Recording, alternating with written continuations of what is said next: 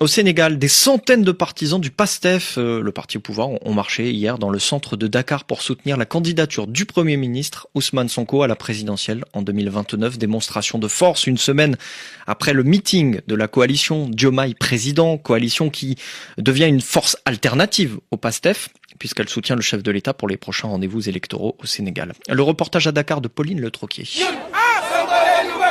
Des militants des 19 communes de Dakar ont répondu à l'appel de mobilisation du maire de la capitale, Abbas Fall. Ousseynatou, casquette et t-shirt à l'effigie d'Ousmane Sonko, est venu de Dieuppeul pour donner de la force à son leader. On nous a appelés, nous on se manifeste pour montrer toujours notre leader, on est derrière lui.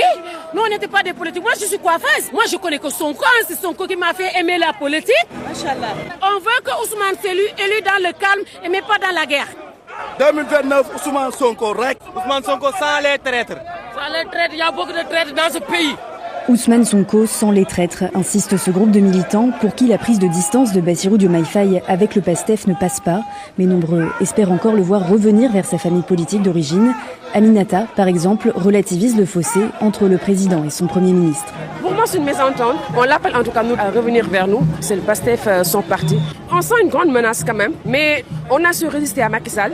On résistera à tous les petits tracas qui vont nous trouver. Objectif, faire bloc derrière le leader dans un contexte de division politique.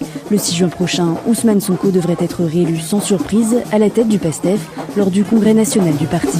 Pauline Le Troquier, Dakar, RFI.